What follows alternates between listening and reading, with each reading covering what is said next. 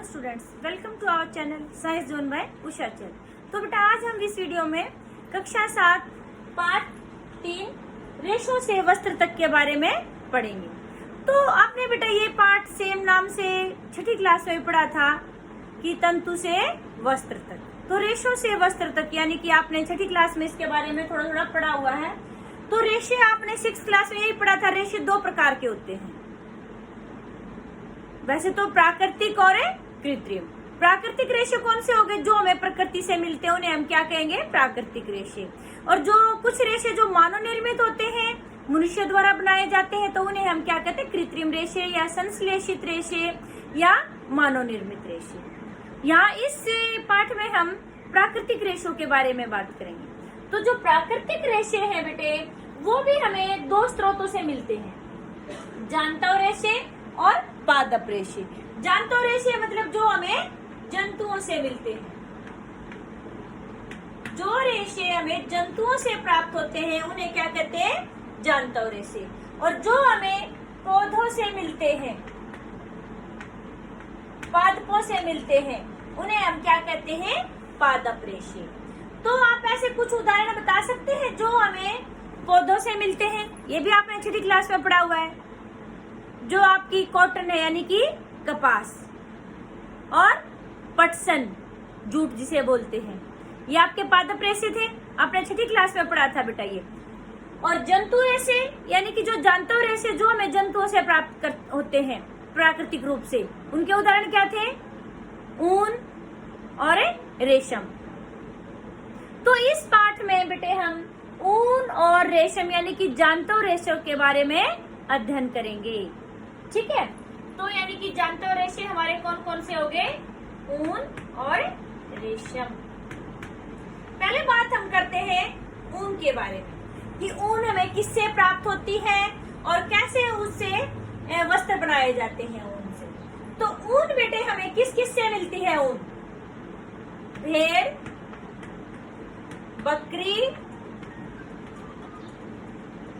याक और कुछ अन्य जंतु हैं जिनसे हमें ऊन मिलती है। ठीक है, तो यानी कि क्या होता है बेटे? ऊन कैसे मिलती है? जो ये जंतु होते हैं, इनके जो सतह होती है उसके ऊपर बालों की परत होती है। आपने जो हमारे हरियाणा में, पंजाब में, हिमाचल प्रदेश में, जैसे आप हरियाणा से है तो हरियाणा में आपने देखे होंगे कि जो भेड़ बकरियां रखते हैं गड़रिए, तो भेड़ के ऊपर क्या होता है? भेड़ और बकरी के ऊपर बालों की जो एक परत होती है, मोटी परत, वो परत क्या करती है? उसको सर्दी से बचाती है, क्योंकि जो बालों के अंदर हवा भर जाती है, और हवा क्या होती है? ऊष्मा रोधी होती है। तो वो इससे उन जो जंतु हैं जिनमें ये बाल पाए जाते हैं फर जैसे, तो उसको क्या करते हैं? वो सर्दी से बचाते हैं। तो ये उनसे हमें रोएदार रेशे प्राप्त कर सकते हैं हम इन जंतुओं से। इसके अलावा बेटे जो हमारी ये होते हैं भेड़ की जो यानी कि भेड़ की जो ऊन होती है, मुख्य रूप से बात हम यहाँ किसके बारे में करेंगे? ऊन के बारे में। तो ऊन हमें किन किन से प्राप्त होती है? आपने ये भी पढ़ा है कि दो प्रकार के रेशे होते हैं भेड़ की त्वचा पर। अभी हमने कहा कि भेड़ की त्वचा के ऊपर बालों की मोटी परत पाई जाती है, जिसमें क्या भर जाती है? हवा भर जाती है, और वो हवा क्या करती है? उसको सर्दी से बचाती है। तो दो प्रकार के रेशे होते हैं भेड़ के ऊपर भी। क्या? दाढ़ी के तो रूखे बाल होते हैं,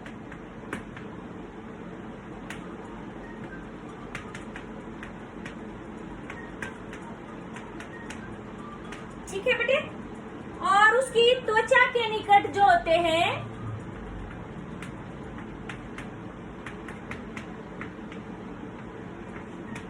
मुलायम तंतु होते हैं, ठीक है, मुलायम तंतु रूपी बाल होते हैं। तो बेटा जो हमारे ऊन के वस्त्र या ऊन जो प्रयोग की जाती है वो कौन से बालों से की जाती है? जो ये त्वचा के ऊपर पाए जाते हैं मुलायम तंतु रूपी बाल, इनका प्रयोग किया जाता है। तो यानी कि भेड़ में दो प्रकार के बाल पाए जाते हैं। एक तो दाढ़ी के पास वो बाल रूखे होते हैं, उनका प्रयोग नहीं किया जाता। ऊन प्राप्त करने के लिए। दूसरे उसकी त्वचा के ऊपर क्या होता है, तंतु रूपी मुलायम बाल होते हैं। तो उन का प्रयोग हम किसके लिए करते हैं, ऊन बनाने के लिए। ठीक है, उसको हम बोलते हैं कर्तित ऊन। कौन सी ऊन बोलते हैं इसको, हमें कर्तित ऊन। ठीक है, और इसके लिए बेटे हमें क्या करते हैं कि भी अच्छी ऊन प्राप्त हो, इसके लिए हम क्या करेंगे कि 2 जनक लेंगे, सिलेक्टिव वर्णात्मक प्रजनन बोलते हैं इसे। वर्णात्मक प्रजनन में क्या होता है, ध्यान से सुनेंगे कि हम 2 ऐसी भेड़ली नर और मादा जिसके ऊपर बाल जो है वो अच्छी मोटी परत हो और जिसके बाल मुलायम हो, उनके बीच में जनन करवाया हमने, आपस में प्रजनन करवाया।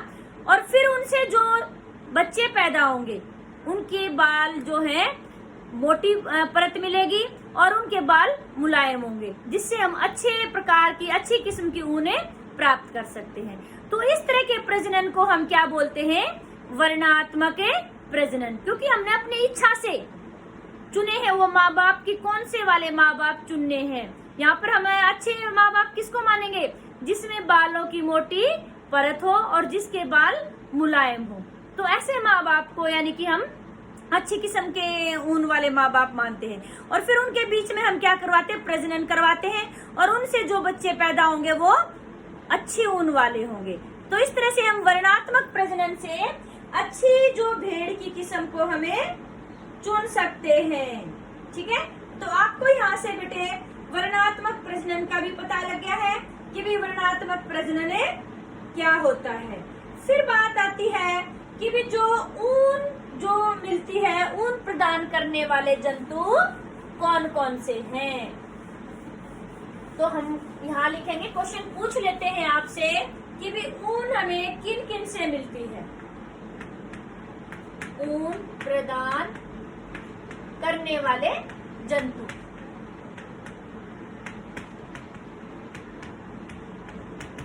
तो इसमें बेटे हमारे कौन कौन से जंतु आ गए। जो हमारे देश के विभिन्न भागों में भेड़ों बकरियों की भी अलग अलग नस्लें पाई जाती हैं। ठीक है, लेकिन खाली हम भेड़ बकरियों से ही ऊन प्राप्त नहीं करते हैं, उसके अलावा हम क्या करते हैं, यानी कि इसमें हमारा भेड़, नंबर 2 बकरी, नंबर 3 याक, और जो याक की ऊन है बेटे वो कहाँ मिलती है, तिब्बत और लद्दाख में। जो बकरी है, जैसे हम ज्यादातर हम बच्चे क्या बोलते हैं, ऊन का जब जिक्र आता है कि भेड़ से ऊन मिलती है, बकरी के बालों से भी ऊन मिलती है। और बकरी की एक नस्ल होती है बेटे, अंगोरा नस्ल। ठीक है, जो ये बहुत ही अच्छी उम्दा किस्म की ऊन मिलती है हमें अंगोरा नस्ल से। आपने नाम सुना होगा पश्मीना,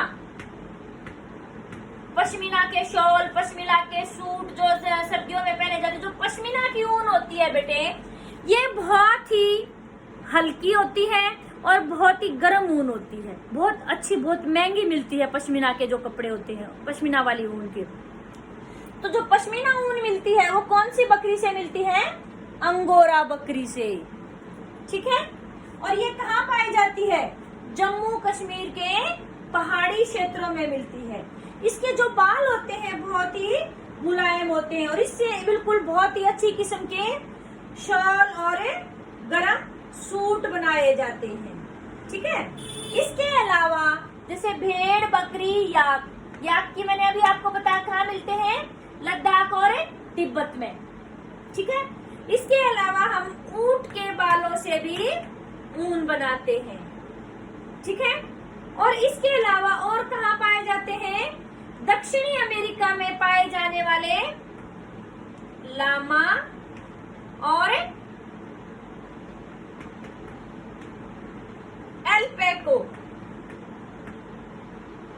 एल्पैका, इनसे भी हमें ऊन मिलती है। आपसे पूछा जाए, देखो बेटा ये चीजें तो अपने यहाँ पर मिलती है इंडिया में, भेड़ बकरी याक ऊंट और खरगोश के उससे भी बनाई जाती है, बालों से भी ऊन। इसके अलावा आपसे पूछा जाए कि दक्षिणी अमेरिका में ऊन किन जंतुओं से प्राप्त की जाती है, तो हमारा क्या आ गया, लामा और एल्पेका।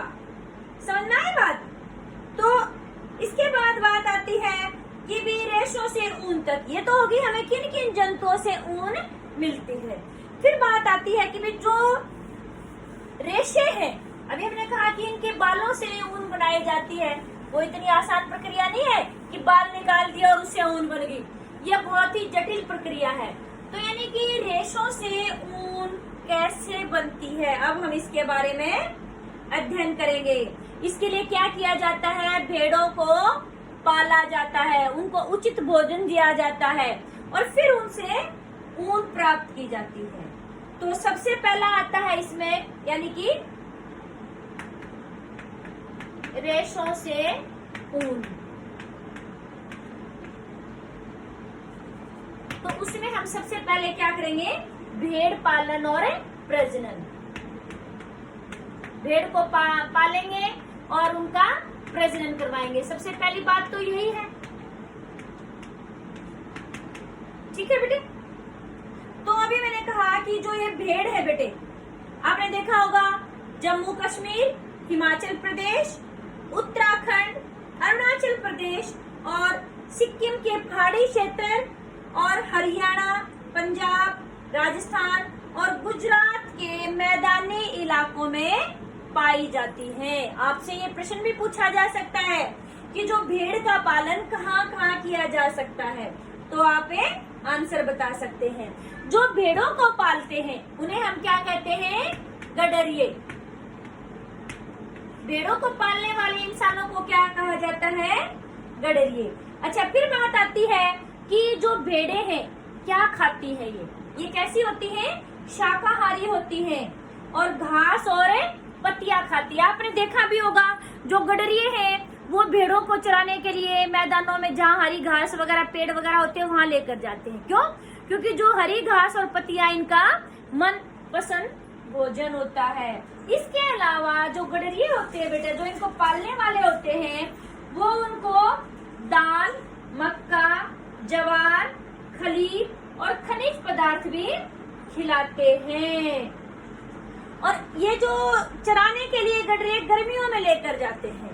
सर्दियों में क्या होता है कि वो अपनी भेड़ों को घर में रखते हैं क्योंकि वो बीमार हो सकती हैं। इसलिए सर्दियों में इनको सिर्फ पत्तियां, अनाज और सूखा चारा खिलाया जाता है। ठीक है। फिर बात आती है कि भाई हमारे जो देश में जो अलग अलग भाग है बेटे, तो उनमें अलग अलग प्रकार की नस्लों की भेड़ें पाई जाती है। उनकी ऊन की गुणवत्ता कैसी है, कौन सी नस्ल किस क्षेत्र में पाई जाती है, तो ये हम एक सारणी है उसके आधार पर आपकी बुक में भी दी हुई है, तो आप अपनी बुक से इसको पढ़ेंगे। मैं आपको सिर्फ बता देती हूँ।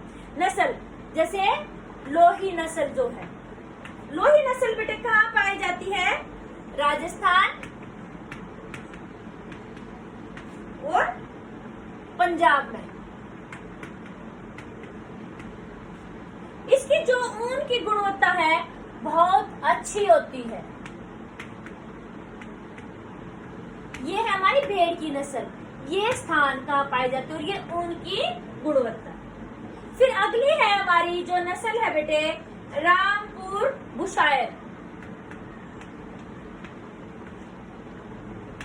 एक ही नाम है ये, रामपुर बुशायर। ये कहाँ पाई जाती है, उत्तर प्रदेश और हिमाचल प्रदेश।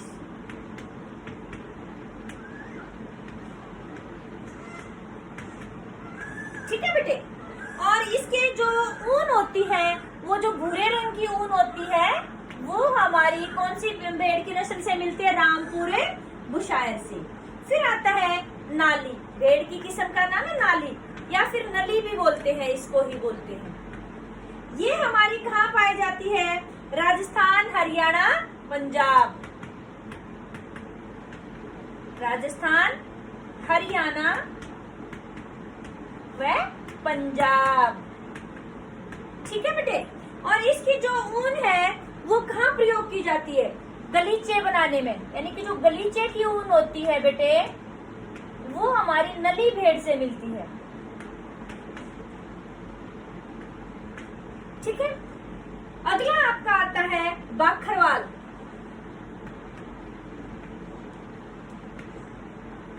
जो बाखरवाल है हमारी कहाँ पाई जाती है? जम्मू और कश्मीर में, यानी कि जम्मू कश्मीर में। और इसका प्रयोग किसके लिए किया जाता है? शॉल बनाने के लिए। फिर आगे है आपकी मारवाड़ी। जो मारवाड़ी है, ये जो भेड़ है कहाँ पाई जाती है? गुजरात में। और इसकी जो ऊन होती है बेटे, मोटी ऊन। आपने देखा भी होगा कई बार से जो ऊन आती है मार्केट में, बहुत मोटी ऊन भी होती है और बारीक ऊन भी होती है। जो मोटी ऊन होती है वो कौन सी भेड़ से मिलती है? मारवाड़ी भेड़ से। अगली है हमारी पाटनवाड़ी। जो पाटनवाड़ी है बेटे, वो भी कहाँ मिलती है? गुजरात में। और जो होजरी के कपड़े बनते हैं उसके लिए इसका प्रयोग किया जाता है। ठीक है, तो ये थी बेटे हमारी कि भी जो कौन कौन सी भेड़ों की किस्में हैं और कौन कौन से क्षेत्र में वो पाई जाती है। ठीक है, और ये हमने पहले ही पढ़ा है कि भी अच्छी नस्ल जो है भेड़ की बनाने के लिए हम प्रजनन की कौन सी विधि का प्रयोग करते हैं? अभी बताया था, वर्णात्मक प्रजनन। और ये भी आपको बताया भी था कि भी वर्णात्मक प्रजनन क्या होता है। ठीक है,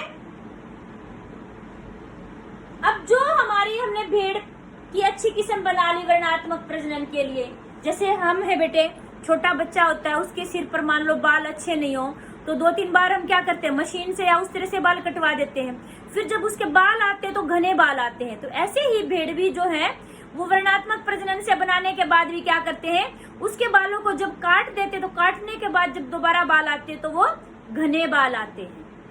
ठीक है, तो फिर आगे आता है कि भी हमने भेड़ का प्रजनन भी करवा दिया, भेड़ पाल ली, अच्छी किस्म भी बना ली, फिर हम उससे ऊन कैसे प्राप्त करेंगे?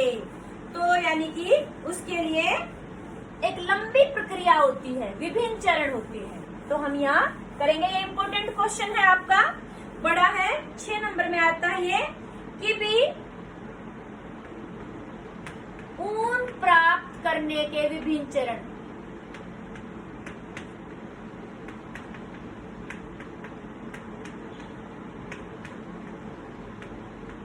कि ऊन जो प्राप्त करते हैं उसके कौन कौन से चरण आते हैं?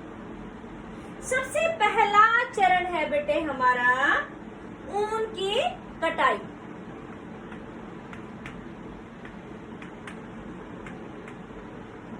जो ऊन की कटाई है इसमें क्या करते हैं बेटे? आपको अभी बताया था कि जो भेड़ होती है उसके ऊपर क्या होता है? पूरे शरीर के ऊपर बालों की मोटी परत पाई जाती है। तो वो जो बालों की जो पूरी त्वचा के ऊपर बालों की परत होती है उसको मशीन से हटाया जाता है और त्वचा की पतली परत भी साथ में आती है। फिर तो आप सोच रहे होंगे कि भी जैसे हमारी स्किन को उतार दे, जैसे हमारे बाल मशीन से काटते हैं ना बच्चों के, तो ऐसे ही भेड़ों के भी मशीन से बाल काटे जाते हैं।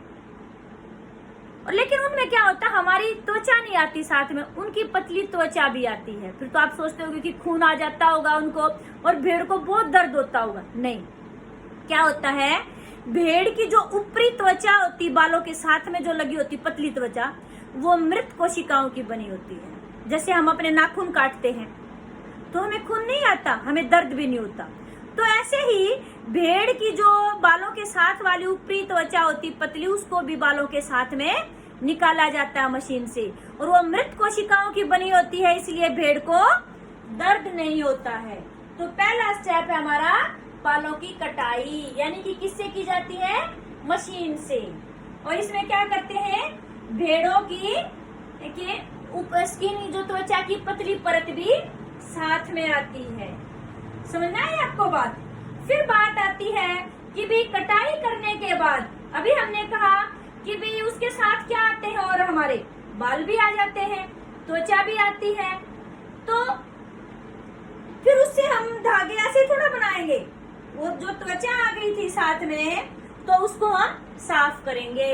तो उसके लिए हमारा अगला चरण है बेटे अभिमार्जन।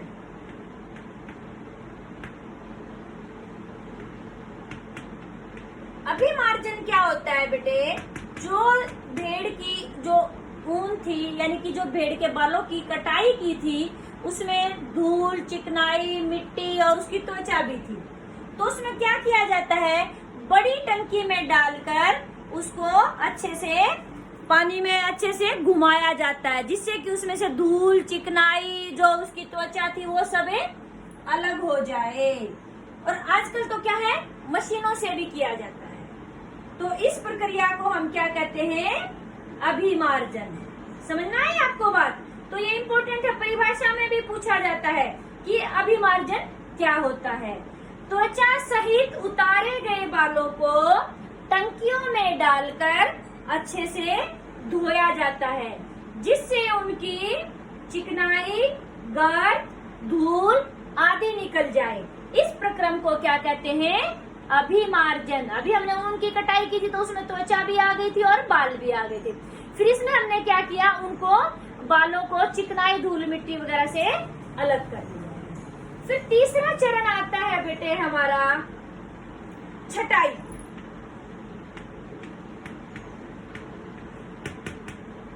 छटाई में क्या होता है कि जो रोएदार बाल और उसमें हमारे छोटे बाल, गांठ वाले बाल और जो हमारे रूखे बाल सभी तरह के होते हैं, तो उसमें हम जो हमारे रोएदार बाल होते हैं, मुलायम बाल होते हैं, उनकी छटाई करके उनको क्या किया जाता है? कारखानों में भेज दिया जाता है। फिर कारखानों में क्या होता है कि अलग अलग गठन वाले जो लंबे बाल हैं उनको अलग छांट दिया जाता है, जो छोटे बाल हैं उनको अलग छांट दिया जाता है, मुलायम बालों को अलग कर दिया जाता है, जो रूखे बाल हैं उनको अलग कर दिया जाता है। तो यानी कि छटाई में छांटना मतलब उनमें से चीजें जो अलग अलग प्रकार की हैं। छटाई भी हम किसी भी चीज की छटाई करते हैं। मान लो हमारे पास दाल चावल, कहेंगे इनको दाल चावल की छटाई करो, तो आप क्या करेंगे? दाल अलग निकाल दोगे, चावल अलग निकाल दोगे। ऐसे ही यहाँ पर होता है छटाई में, यानी कि जो बाल है बेटा कुछ लंबे मिलेंगे, कुछ छोटे, तो वहां पर लंबे छोटे बाल अलग कर लिए। फिर जो लंबे बाल उनमें भी कुछ रूखे बाल होंगे, कुछ मुलायम होंगे, उनको भी अलग कर लिया जाता है। तो इस तरह से कारखानों में छटाई की जाती है। फिर अगला जो चरण आता है उसमें क्या होता है बेटे? बालों को सुखाया जाता है। और सुखाने से पहले एक और प्रक्रिया की जाती है कि जो बाल है उनके पास, उनमें से भी कुछ छोटे छोटे कोमल और फूले हुए रेशे होते हैं, जिनको हम क्या कहते हैं? बर कहते हैं। उनको अलग कर दिया जाता है। जैसे कई बार आपने देखा होगा जो आपके ऊनी कपड़े हैं, स्वेटर वगैरह, उसके ऊपर छोटे छोटे दाने दाने से हो जाते हैं 1-2 दिन में ही। तो वो दाने क्या है? बर। वो छोटे बाल जो आ जाते हैं उसके साथ में, बड़े तो पूरे बनावट में आ गए, बुनाई में आ गए। जो छोटे बाल थे उनका एक हिस्सा रह गया, तो जब किसी चीज से रगड़ खाते हैं तो बुनाई के समय उनमें गांठें सी बन जाती, जिसको हम आम भाषा में बूर कहते हैं, वैसे हिंदी में उसको बर कहते हैं। तो ये वही पहले उनको अलग छांट दिया जाता है। फिर भी कुछ बाल रह जाते हैं छोटे वाले, तो वो फिर रोए के रूप में हमारे स्वेटर या फिर जो हमारे ऊनी कपड़े होते हैं उन पर उभर आते हैं। तो क्या होता है? अभी ये तो हमारे ये बर की छटाई करने के बाद उनको सुखाना, दोबारा से फिर धोया जाता है और फिर हम उनको सुखा लेते हैं। ठीक है? और फिर यानी कि जो अब हमें धागे मिल गए हैं वो काटने के लिए उपयोग, यानी कि ऊन बनाने के लिए, सुखाने के बाद जो अब हमें धागे मिलेंगे ऊन की कताई के लिए वो उपयुक्त होते हैं। पहले हमने क्या किया? बालों की कटाई की, फिर हमने उनको धोया अच्छे से, यानी कि त्वचा, चिकनाई वगैरह जो थी हटा दी। उसके बाद फिर हमने छटाई की बड़े रेशे और छोटे रेशों की, बड़े बाल और छोटे बाल थे। फिर उसके बाद हमने क्या किया कि जो बर थे यानी कि उनको हटा दिया और हमने उनको सुखा दिया। फिर जो 5वां चरण है बेटे वो आता है हमारा रंगाई। आपने देखा होगा आप जो स्वेटर लेके आते हो, शॉल लेकर आते हो, रंग बिरंगे होते हैं। तो सामान्यतः जो भेड़ों की जो ऊन होती है बेटे, या तो वो काली होती है या भूरी होती है या सफेद होती है। तो जो विभिन्न रंगों के हमारे ऊनी कपड़े आते हैं वो उस पे क्या किया जाता है, रंगाई की जाती है। तो फिर उसके बाद हमारा लास्ट और मतलब अंतिम चरण आता है बेटे, वो क्या होता है, रीलिंग।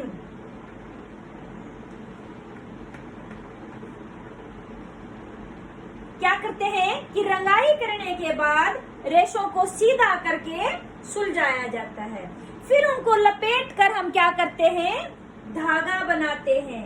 और लंबे रेशों को काट कर, जो लंबे रेशे थे उनको काट करते हम क्या बनाएंगे, ऊन बना लेते हैं। और जो छोटे रेशे होते हैं बेटे उनको क्या करते हैं, ऊनी वस्त्र बना देते हैं।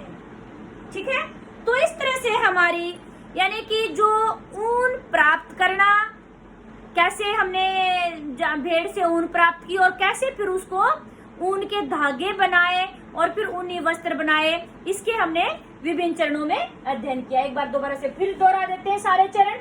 सबसे पहले ऊन की कटाई, यानी कि भेड़ की जो त्वचा भी आ जाती, जो मृत कोशिकाएं होती, फिर उसको हम क्या करते हैं, बड़ी बड़ी टंकियों में डाल के या फिर मशीनों से उसको धोते हैं, जिससे कि धूल चिकनाई और वो त्वचा थी वो अलग हो जाए। फिर हम उसमें छांटते हैं बड़े रेशे और छोटे रेशे। उसके बाद फिर क्या करते हैं, इनको सुखाते हैं। ठीक है, सुखाने के बाद क्या किया जाता है बेटा, विभिन्न रंग बिरंगे करने के लिए उनकी ऊपर रंग किया जाता है, डाई की जाती है, रंगाई की जाती है। और सबसे लास्ट वाला है कि जो हमारे जो बड़े रेशे होते हैं उनको लपेट करके धागा बनाया जाता है, इसको बोलते हैं रीलिंग बोलते हैं बेटे। और जो छोटे हैं उनसे क्या बनाया जाता है, ऊनी वस्त्र। बड़ों वाले से ऊन बनाई जाती जो मार्केट में बिकने के लिए आती है, फिर जिससे हम स्वेटर वगैरह बुनते हैं। तो बेटे आज की वीडियो में इतना ही। जो रेशा हमने कहा था कि इस पाठ में हमारे दो टॉपिक हैं, एक तो ऊन और एक रेशम। तो हमने ऊन के बारे में इस वीडियो में किया है, जो रेशम हमें कैसे प्राप्त होती है उसके बारे में हमें अगली वीडियो में पढ़ेंगे। तो ये वीडियो आपको अच्छी लगी तो इसको शेयर और लाइक जरूर करें। थैंक यू बेटे।